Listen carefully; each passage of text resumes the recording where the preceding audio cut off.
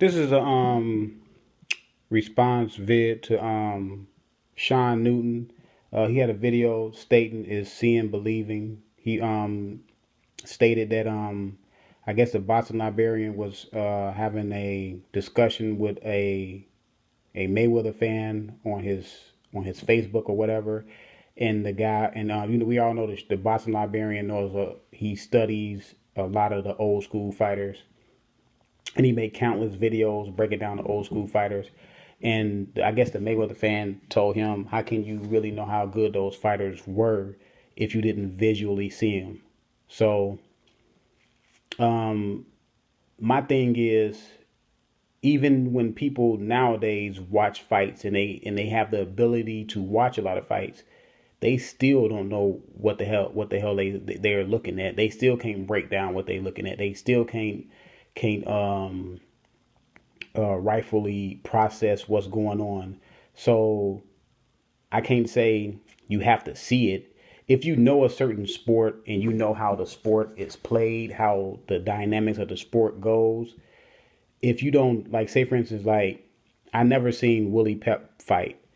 I just, read articles and, things of that nature. But I go to Box Rec and I see that this man won 229 fights, 229 fights. And I believe that's the most wins of any fighter. Now, 229 fights, man, I don't care how you got 229 fights. That's a lot of fights to win. That's a lot of fights to win. That's more wins than Manny Pacquiao has, Mayweather, Hopkins, Sugar Ray Leonard put together. All three of them put together of their careers did not even come, did not even surpass Willie Pep's 229 wins. And that's four Hall of Famers. That's Mayweather, Hopkins, Sugar Ray Leonard, and Manny Pacquiao. Their combined wins did not beat Willie Pep's combined wins of 229 wins. And people don't really realize that's a lot of training camps. This man had 229 training camps, and training actually is more work than the fight because you do way more in training in preparation for the fight. So to me, I didn't have to see Willie Pep to know that's a great feat in itself. That's without even knowing about if he had a great right hand, if he had great defense, he had great footwork. To me, that in itself is outstanding. And from what I read, he had really good defense. And like I said, you don't really have to see everything. You don't have to see everything. You can use logic. You can use your knowledge on the sport that you particularly know about. You know what I'm saying? Like Archie Moore. Archie Moore had 186 knockouts. That's the most knockouts of any fighter. To knock out, he had 132 knockouts. To knock out 132 guys, to knock out 132 people, man, that's a lot. That's outstanding in itself. You know what I'm saying? That's outstanding in itself. He got more knockouts than Mike Tyson, George Foreman, Sonny Liston, and Deontay Wilder. None of those guys never knocked out 132 people and not even come close. So that's outstanding. I didn't have to see Archie Moore fight to understand that man was a great fighter. My logic tells me he was a great fighter. Henry Armstrong held 3 titles in 3 different weight classes, featherweight, welterweight, and lightweight. Do you think, and he had 101 knockouts. Do you think I need to see him to know that he was a great fighter? Now, I don't know what kind of argument you have. Are you trying to say, are they great fighters or can they beat the fighters today? Now, that's a different argument to say if they can beat the fighters today. Nobody will never know if they can beat the fighters today. But what I can tell you is they were great fighters and they had great feats that right now, still the fighters right now today with all this technology that you're talking about, you saying all these guys got better nutrition, they got better trainers, they got better, workout ethic, which I don't know if they got better workout ethic because you got guys missing weight, you got guys with love handles, back fat coming in the ring. So to say that they got better they got better nutrition, and they probably have better access to eating and training better.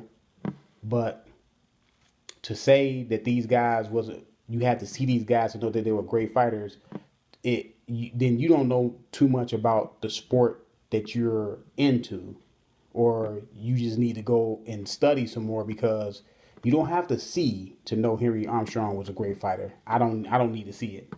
You know what I'm saying? Sugar Ray Robinson. I mean, what can you say? He didn't lose as a welterweight. He moved up and fought Jake LaMotta, who was knocking everybody out at middleweight. Actually, he came in the ring like, what, 12, 13, 14 pounds, 15 pounds lighter than Jake LaMotta, maybe more. And, he was a 6-time, world champion, countless middleweight championship. He lost it and won it back. And he beat countless Hall of Famers. 5'11" as a welterweight, crushing power. He had 84 KOs. As an amateur, he was 85-0 with 69 KOs. 40 KOs came in the first round. Do I have to see him to know that man was a dynamic puncher? I don't have to see him to know that he was a dynamic puncher. The man was a dynamic puncher. I can see the stats. I can see the the numbers he put up. It's like saying Wilt Chamberlain was not a great basketball player because you didn't see him. The man scored 100 points in one game. He averaged 50 points for a season. He grabbed countless rebounds. I believe he averaged 20 rebounds for a season. To say that I needed to see him to know that he was a great basketball player, no, I didn't need to see him. I know about basketball. I know that's dominant. That's beyond dominant, because no one today has still surpassed that.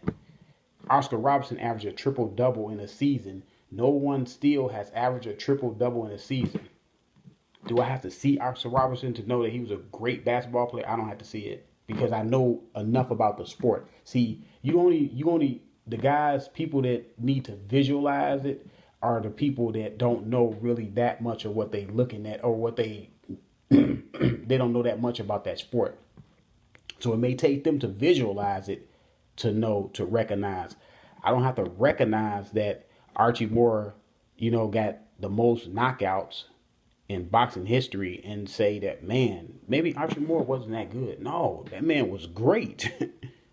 So you don't have to visualize it to know that these guys were great fighters, and countless other sports, those guys was great too. And then, and then people say, well, these fighters now are more athletic. See, this is what I'm gonna say. This is what I've been saying. That because you're more athletic, stronger and bigger, doesn't mean you know how to play that particular sport, or you excel in that particular sport. It doesn't mean you because you're bigger and stronger, doesn't mean that you mentally, because it's all in the head. Because a lot of people got physical traits, but they don't know what they're doing, or they don't know how to maneuver those physical traits to use in their to use to their advantage. You know what I'm saying? You still got fighters today don't use a jab, like they should use a jab. You got Canelo can't cut off the ring, just can't cut off the ring. You got your boy Shawn Porter don't know how to fight on the inside. He smothers his punches on the inside. He allows himself to get held on the inside, then cry about it after the fight. You look at Chavez. Chavez